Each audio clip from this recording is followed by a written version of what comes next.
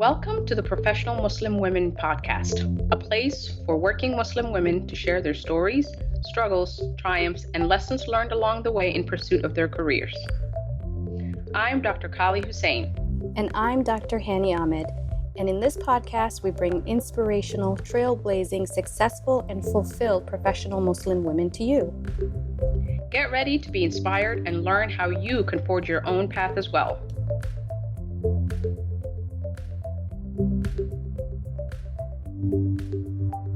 Assalamu alaikum, everyone. Welcome back to the Professional Muslim Women podcast. This is Kali. And it's Hani. Hi, Kali. Assalamu alaikum. How are you doing? I'm good. How are you? I'm good. Just recovering from this busy season. You know, it's January. It's 2020. Yay. Happy New Year. Happy New Year. Happy belated New Year. So how was the season for you? It's a busy time for everybody, but my gosh, I feel like, it just gets busier every year. I know. What have you been up to? Oh, it's been very, very busy. We've been lucky to have a family visit, and alhamdulillah, I had time off of work majority of the time. So it's been good. Yeah, we got to spend time with grandma and my aunts, and it was pretty good. Yeah, the kids really, really enjoyed themselves, but they were happy to go back to school. I was happy to go back to work. Alhamdulillah. How's yours? It was good. We stayed home, kind of laid low. My husband was working a lot over the holiday. So, I had the boys at home, keeping them entertained, hard work without their preschool. But alhamdulillah, we got through a few illnesses. I think that's common for their age and for the season. Yeah. But alhamdulillah, it went really well. We got to do some family time and bond and all of that good stuff. So I'm glad to be in the new year. Based on what's going on with world events, it's kind of a scary start to the new year. It is. Oh my God. Yes. Yeah. This is being recorded on January the 10th, 2020. We just barely avoided World War III. Barely? Yeah, barely. So far, maybe. Yeah. It's in the air. Yeah. Yeah. All we can do is pray and hope for the best. Pray and hope for the best. Yeah. All right. So we have one more update. I am relocating from Florida to another state. Ooh. Yes. So yeah, there may be a little bit more absence on my end. Just to give you guys a heads up, we're exploring new opportunities, inshallah. And congratulations. Thank you. Once those come into fruition, inshallah, I will be updating you guys. But in the meantime, one of the things that, this is all growth, right? All these things that we're doing, Hani and I, in addition to being, working full time and being mothers. And with life changing, we have to kind of change and modify how we do things. And that also goes for this passion project of ours. So we will be going to a new format, inshallah, in the next few months. Instead of our weekly episodes, we'll be doing every 2 weeks. And that is just to, to accommodate how busy our lifestyles are and the upcoming changes. But once, inshallah. Yeah, I think it just fits better. It just fits better with us and with our lifestyle. We want to be continuous and we want to try and be as consistent as possible, giving all of the variables in our lives. So I think bi-weekly would be a nice goal, inshallah. Yep. And, it just goes to show you that there's, nothing perfect and, never, be scared to pivot, right? Just because things are not happening exactly the way you want them to happen all the time does not mean, we're failing. I think, we were talking about failure not too long ago. I'm not sure if it was on this podcast or someplace else, but just because things aren't working one way does not mean they're not going to work at all. Just try something different. And now that's what we're doing. Absolutely. And I'm so excited for you on your future move. It's so exciting to change things. It's kind of scary a little bit, but it's also I actually always enjoyed every time I moved because it's a new life. And I feel like I have a nomad still inside of me, Mm. Well, so I'm excited for you. I used to be excited before, but now I have to be less nomadic with all the kids. That's a lot of baggage. Yes, that is a lot of baggage. So, no, but this is a much needed and a very good move that we're all very excited about. So, inshallah, I'm bursting at the seams to share it with you all. But as soon as things are squared away, inshallah, I will be updating you guys. So, inshallah. Well, wish you all the best with that, sis. Why don't you introduce the topic that we're going to talk about for this episode of the podcast? All right. So for this episode of the podcast, we've actually been contemplating and figuring out how to best talk about this topic for a very long time because it keeps coming up multiple times. And this week is actually perfect timing because there's a new article from Harvard Business Review that we're going to link to in the show notes that makes this discussion very worthy. Okay. Mm. And so the topic is pregnancy and breastfeeding at the workplace. Okay. And to give you guys a Yeah. little bit of reference, the Harvard Business Review article is called Ideal Worker or Perfect Mom. You can't be both. Ah, Stop trying. hmm. Okay. Obviously, I think Strong opinion. a very strong opinion. More than likely they titled it that way, to get a reaction. It's basically clickbait. But if Mhm. you actually read the article, it actually talks about, a few articles or books written by, I think one of them was working women, like 135 white women, majority, middle class, and one woman who worked as a housemaid who wrote this novel about how she dealt with being a mother and a worker. And basically, what Mhm. they say is, society doesn't make it easy to be an ideal worker and a perfect mother. The workplace, there's no support from our families, there's no support from our communities, there's no support from government, to Yeah, provide adequate childcare and things like that. And they conclude by saying, yeah, nobody's going to fix it, so stop trying. And it's not doable, so why are you kidding yourself? Right. that's interesting. I mean, the complaints are real. We definitely all agree with that. That there's The a lack of support for working mothers and working women. Yes, there are a few problems with this article that I wanted to address, and we can get into the details of it. One is they set unrealistic goals, right? Ideal worker Mhm. and a perfect parent. There's nobody Mhm. who's an ideal worker, and there is nobody who's a perfect parent, number one, right? Right off the Mhm. bat. So the fact that they're, glorifying perfectionism is already problematic because that's why everybody's burnt out because they feel like they have to, meet this expectation that is Right, impossible, right? So right. that's number one. There's no ideal worker and there's no perfect parent. Number one. Number two, they also say, society isn't fixing itself, so we should just give up, right? This needs to be addressed on multiple levels. And since those things are not being done, then, just stop trying altogether. And the problem with that is, if we approached all problems like that, we wouldn't solve anything, right? Yeah, Number one. yeah. No, that's problematic. I don't think that is the solution in any situation. It's like the exact opposite of, what we try and teach with the growth mindset. Like if you look at problems Right. as, oh my God, it's never going to be solved because nobody else can solve it, it's too big, it's society's problem, then you're never going to learn anything, you're never going to grow.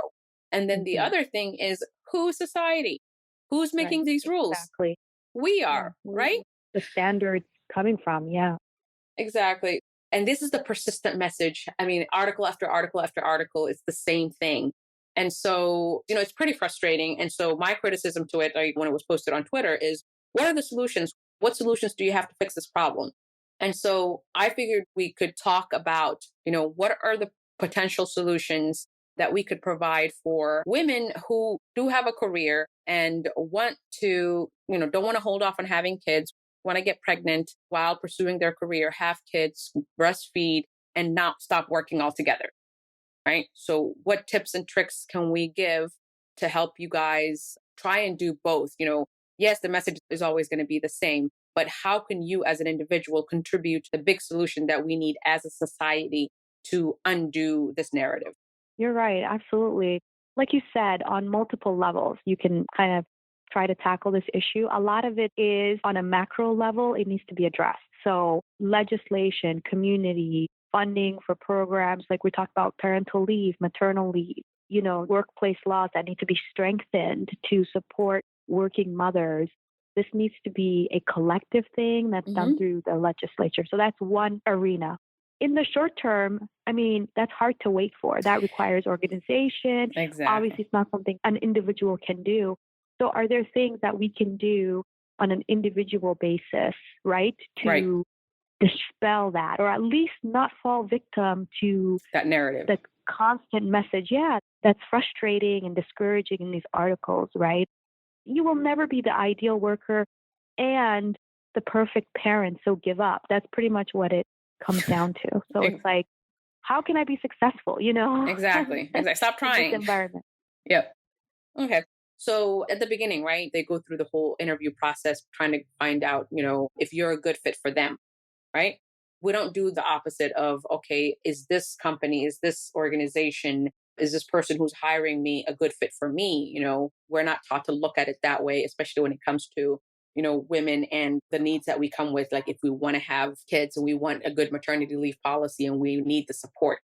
So, not too long ago, I received a call from one of my previous colleagues. She was going into a practice. She was really excited about this practice, but she was pregnant. It was like very, very early in her pregnancy. Hmm. And she called me because I've been pregnant the whole time. And as far as I'm going to go back to something that you mentioned earlier, where, there are no policies in place, but it takes one individual to push against that narrative, right? For change to happen. If you wait for the systems to change, you're going to wait for a very long time. So Right. I'll come back to the story, but I actually received another call saying that my previous program that when I started had no maternity leave policy. The Hmm. residents now have 7 weeks of paid maternity leave. Wow, that's incredible. I Oh, mean, I think yes. for the larger audience, maybe not, but for sure in the medical From residency zero world, that's to a seven big weeks. deal. Yeah, I mean, I was coming back 2 weeks postpartum. I Like, mean, it's insane what residents go through. Yeah. it's Hmm. insane, but 7 weeks for residency is huge. It's like 3 months. Like, Right. it's ridiculous. Yeah, that the ACGME allowed that, without punishing the Exactly. residents. Yeah. Hmm. Exactly. All right. So it takes a few people to push against the system to have that kind of change, right? The It's systems can amazing. change. Yeah. So this person called me and she said, I'm early in my pregnancy. So I really want this job. I'm not sure how they're going to react, but I know, legally, she was absolutely correct. She said, legally, I don't have to tell them I am pregnant. They're not allowed to ask me I'm pregnant. And I said, Right. 100% agree with you. But then she said, as soon as I start, by the time I finish and as soon as I start, I'm going to go on maternity leave within a couple of months of starting. And I'm not sure how they're going to react. And so I'm just, I really want the job. I'm just going to go for it. And I just don't feel like I need to tell anybody. And Hmm. she said, what do you think? Interesting. It is, you're stuck between a rock and a hard place. Yes, there are laws that protect you and your privacy, and this is your decision. But in reality, what we know is that these laws are violated, even at the workplace when you do get whatever maternity leave you end up getting on your contract. It's not always pleasant, right? Right. The interpersonal interactions can get more complicated. It could be, a lot more conflict that comes along because now you have, someone who is considered absentee because she's at home having a baby, right? So I told her, I'm like, this is how I've dealt with it. I've gone through that transition where my first interview, where I talked about my kids. At that time, I think I had three and I was pregnant with my twins. And it was, it was crushing. It was basically like, as soon as I started talking about my kids, nothing I did mattered. They said, you've accomplished nothing over the past 6, 7 years that I was doing my Mm. training. And so to me, that was a signal that regardless of how well I perform, my motherhood is always going to be not welcome here, right? Seen as baggage.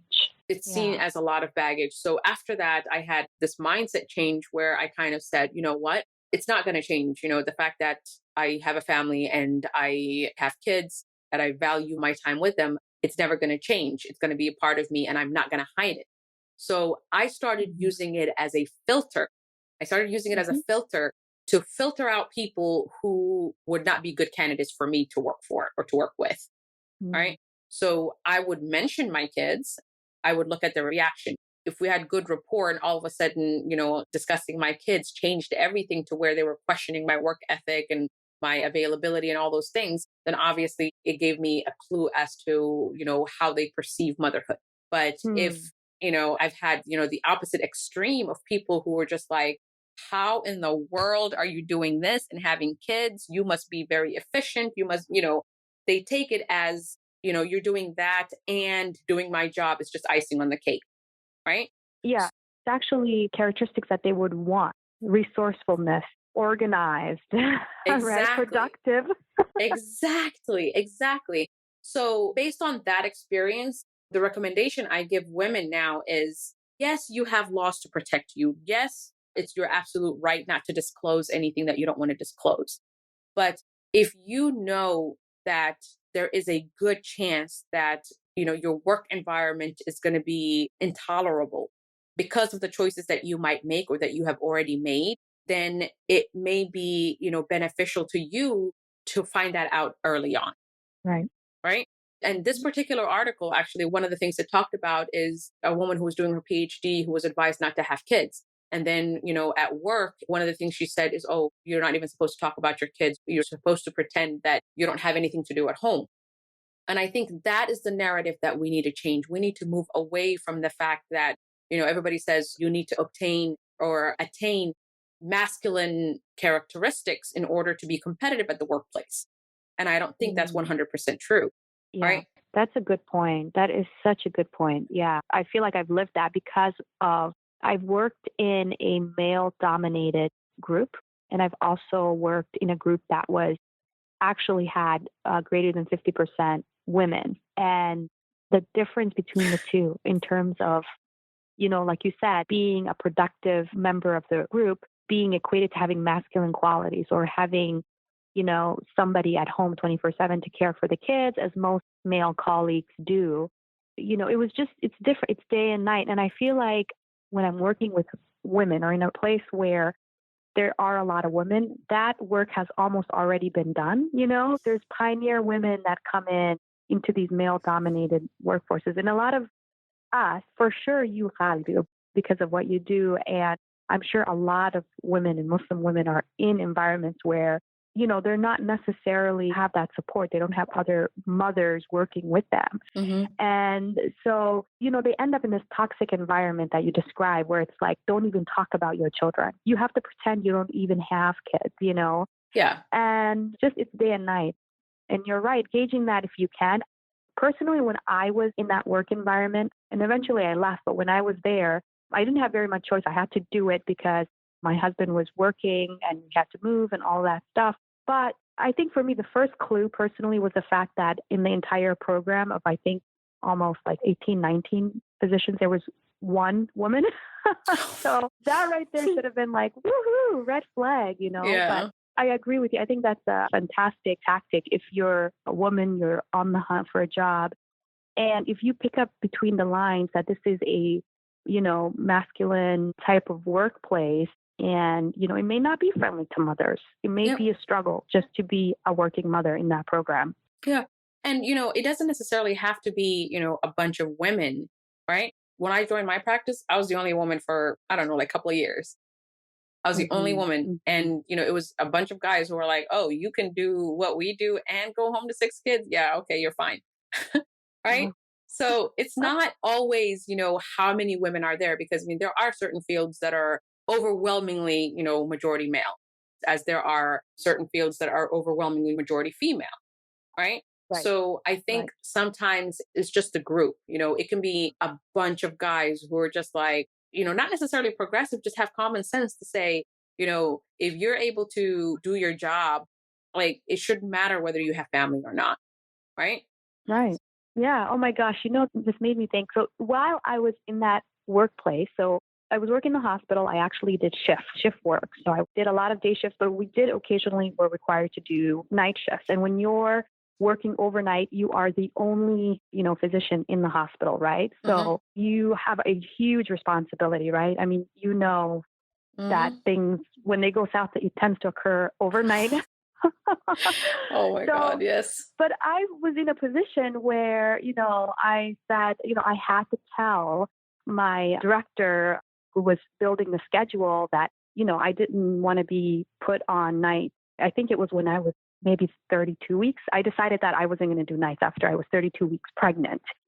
And, he shot me back an email like, oh, you don't want nights after whatever. I didn't say because I'm 32 pregnant. I said on that date, that's the last time that I'm available to work nights. After that date, I will not be able to work nights. And I got an email back saying, why? You know? And I'm just like, okay, I can't believe I'm writing this, but here goes.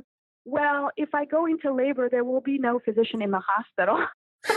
you know, it's like I wouldn't have to explain that in an environment that was friendly to mothers. So just reminded me of that example. So avoid working in places like that, FYI. Yeah. I mean, You would think people would notice, right? I remember one time I went into premature labor. I was around that time. I was like, I think I was like 33, 34 weeks. And I'm not sure Mhm. if it was I think it was my second one. And I was rounding in the ICU and we did our sign out and we were supposed to go round. And the attendings take a quick coffee break and then they meet us in the ICU. Well, within that coffee break, like that whole morning, I was having contractions and I was like holding back tears and I was in excruciating pain. As soon as I got Mhm. up to go round, I couldn't hold it anymore. So they wheeled me downstairs, and one of the chief residents, ended up driving me to my hospital, which was a block down. The attending shows up with his coffee in hand, and he's like, "Hey, where's Kylie?" And they're like, Oh "Shoot." my gosh. And they said, "Oh, somebody took her to St. Jude." And he's like, "Why?" And they're like, "She went into premature labor." And he goes, "She was pregnant?" Oh my god. I kid you not. I You're was like, kidding me. oh my God. Yes. That's probably the worst I've heard. I thought they were making fun of him initially, but when I came back, he like confirmed the whole story. He's like, I had no idea. I'm sure there's people that are completely aloof like that. I believe it. I know that they exist. I Yes. hope he felt embarrassed. Oh no. He contributed to a lot more stories that we'll probably hear Honestly. throughout this podcast. Yeah, Yeah. yeah. I think some of these things are inevitable because the system is definitely not ideal. And that brings me to, I know you were going through, maybe a list of some of the things that we Hmm. could do on an individual basis. But I remember what worked for me is I did advocate for myself. Yep. And I feel like sometimes, especially when we're early in our career, we may be hesitant. We may be a little timid. We don't want to ruffle any feathers. We want to be a good worker so that we could climb the ladder and always project that you are a productive, non-problematic member of, your work environment. But if you need something and your needs are not being heard, you have to advocate for yourself. And Right. I've really learned that over time. And especially after my children came, and I just said, look, my kids are my priority. My work is just that, my work. And I accommodate myself for my job because it's just the nature of the type of work that we do. Yep. I do that all the time. I leave much later than when my shift ends on numerous occasions, right? Yep. I give my all. Yep. So you need to give your all to me as well. I need to be accommodated and I have to, advocate for myself. If I want, take your PTOs, take your paid time off, make sure you take whatever maternity leave that you can get, look up this information when you're job hunting, ask about it, right? Yeah. I mean, I feel like research ahead of time and figure out like what the leave policies, that kind of gives you an idea of how much they promote well-being and work-life balance, right? In terms of the benefits and the time. And so take those times off and advocate for your needs. I think that is so important to getting, yourself what you want and not burning out and building resentment at the workplace. No, I think that's a perfect transition because we talked about how do you make sure that you're entering into an appropriate, work environment. And you're not going Right. to be 100% sure that, oh my God, this place is going to be perfect, right? You're in it and then, maybe you happen to get pregnant and have kids while you're there. Some places it may not be that, they're not supportive. It's just the need was never there, right? Right. Like Right. the program that, Exactly. that I went to, nobody got pregnant before they were chief yet. They got pregnant when they were a chief and they left and they had their baby after they were done. So there was no need for Right. them to ever establish a leave policy, maternity leave policy, because nobody stayed long enough to need it. Right. Exactly. So if Yeah. you're one of the first few people to come there and, create a need for policy, then I would take it up as that. And that is something that is a change that you can create for the women who come after you. Who Right. come after you. That's Yeah. perfect. Yes, And, please. advocating for yourself is absolutely essential. And that's why we continue to talk about it on this podcast, because you are your biggest advocate. You Mm-hmm. are the one who knows what you need. And, sadly, a lot of the rights that we have, I'm learning about it, with hindsight. Right. When I was in Mm-hmm. training, I didn't have time to look up what the policies were and whatnot. But Mm-hmm. actually, when it comes to motherhood, especially if you return to work and you want to breastfeed, there are policies. Like I remember I used to, look around and see if I could find a nurse's, office because our rooms were shared with multiple residents, men and women. So I used to Mm-hmm. look around for nurses' offices or whatever that I could hide into to pump if I needed to, which I practically gave up on because I never had the time or the place or the accommodation. But There are laws to protect you with that. The Fair Labor Standards Act forces employers to provide basic accommodations for breastfeeding mothers at the workplace. They have to provide time, a break for you to go breastfeed. Okay. And they also have to provide an accommodation. That is not a bathroom, right? Some places will say, oh, Yeah. go pump in the bathroom. That's Yeah. against the law, right? Yeah. It's against the law. It's grounds for legal action. I'm not sure exactly when this came out, but I think it was like around 2009 when Obama was elected. But you Hmm. have rights at the workplace. If you accept a job and while you're there, you find out you're pregnant and you want to breastfeed, then, you can ask around and say, hey, do we have a lactation room? Like the hospital that I'm at right now, I saw it pop up out of nowhere. Why? Because probably somebody asked and needed it, but it was never there before, right? Yeah. So, Yeah. sometimes things aren't there because nobody has ever needed it and nobody's going to go out of their way to provide things, especially these companies. Everybody's for profit and wants to make sure that they're not, spending money unnecessarily. If there's no need, they're not going to spend the money on it. But if you're there and you need the resources, you have rights that protect you and you Right. can ask to say, hey, I'm going to need a room to pump. Yeah, no, you're absolutely right. Within the sphere of medical residency at breastfeeding and actually keeping up milk supply, I didn't realize this, but as a female medical residents are, and I think female physicians in general, we're like considered a high risk group. I actually found out about if there's any women in medicine listening. It's called Dr. Milk. This is a female physicians who got together and have formed this advocacy group to ensure that all of these rights are being respected in the workforce. Because as you know, medicine, especially with residency, it's got a lot of old school, patriarchal, hierarchical type setting where it's a little bit behind the times. Like it's not like the tech industry, which is, in general anyway. I don't like generalizing, but overall, it's behind the times, I It think. is. With Oh, it medical definitely residency, it's is. slow Yes. to move, it's slow to change. But exactly what you said, unless you're demanding and you're saying, hey, this is my right, Yep. and, that piece may need to come from you. So I think it is worth educating yourself about these laws. It's so hard. I mean, there's so many laws, difficult thing to do. But it's like, as I was facing an issue, I would research it in that moment. Yep. But, I wish that I had looked ahead, to figure out some of these things. But they're out there. They're definitely out there. And if you ever run into an issue like this, look it up. Look up, Yep. what's the name of that law, Gali? What's the specific one for breastfeeding, right? Yeah, the federal break time for nursing mothers law Oh, break time for nursing mothers law. requires employers covered by the Fair Labor Standards Act to provide basic accommodations for breastfeeding mothers at work. It's a simple requirement, right? It's Fair Yeah. Labor Standards. It's hard as it is, Yep. just trying to get into the zone when you're breastfeeding and you're in a workplace that from time to time gets chaotic. Yep. And sometimes you have to pull away, and it's hard to manage when you have to breastfeed every 3 hours. And, I think this is a good point I think we're almost coming to the end of our show. How we spend our time and energy is very important. Okay. Yeah.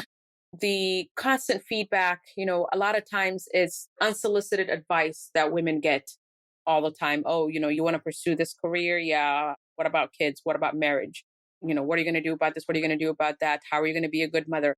We get a lot of that stuff back, right? Mm-hmm. Whether we want it or not. It comes up unsolicited all the time. And then you have, articles like this being written, like that Harvard Business Review telling us that, yeah, society is slow to change and things are not going to happen. So, you should give up because you're not going to be perfect either way. I think it's important to not waste your time and energy in trying to meet goals that are unrealistic. Okay. So it's very important to make realistic goals and then spend your time and energy on accomplishing things that you want to accomplish, right? You want to get into a certain field. You want to go into a certain career. You want to have, kids while you're doing that. You want to breastfeed. Find out how you accomplish that, right? From the beginning to the middle to the end, what things are, how do I get into a place that's accommodating? And if I get into a place and it's not accommodating, how can I, advocate for myself and advocate for changes that will make it more accommodating? And then in the end, if you feel like you're making change. Alhamdulillah, you're making it a lot better for the women that follow you. And if you find out that, you're trying to do everything you can and this place is still not accommodating, how do I, stand up for myself and say, you know what? You're not accommodating, but guess what? I'm, valuable enough to where I can go find other places where my skills are valued and I'm welcome as a whole. Perfect. Well said. I agree 100%. I spent a lot of energy responding to this article. So it got under your nerves and all of us with good reason, basically. Yeah. I mean, one of the few good things about articles like these is that it pushes you more towards finding solutions and really raising an alarm against the negative narratives that are pervasive and that keep this kind of situation as is. Right. So when we start having conversations, standard quote, exactly. Where it's like, women, you can't do this, you can't do that, you can't reach this, you can't reach that. There's so many articles like that. Yeah. So I think it's important to just point those out and say, okay, it points out the barriers, right? And when you know the barriers, when you can identify a problem, then you can start working towards it. So, we know what the problems are. Now we work on solutions and how we as individuals, because collectively we are society. We can't keep blaming society and expecting somebody, to come and save us, right? Collectively, we are society. So as individuals, these are the, small things we can do to, inshallah, collectively, we can have a bigger impact. Inshallah. Well said. Well, Khadi, thanks for your perspective. That was really important. I think that, we can talk about this subject all day, right? Yes, we can. What we're passionate about. Yes, we can. All right. Thank you guys for tuning in to this episode of the Professional Muslim Women podcast on pregnancy and breastfeeding at the workplace. Please leave a comment and a 5-star rating on Apple iTunes. And for further discussion, please join us on our Facebook group at Professional Muslim Women Podcast. We will see you on the next one, hopefully with a much lighter conversation. Thank you for tuning into the Professional Muslim Women Podcast, the place for Muslim women to inspire and be inspired. Please join us on our Facebook group, Professional Muslim Women, to continue the conversation and connect with Muslim women like you. And don't forget to subscribe to the podcast and drop us a like or a review. We look forward to hearing from you soon.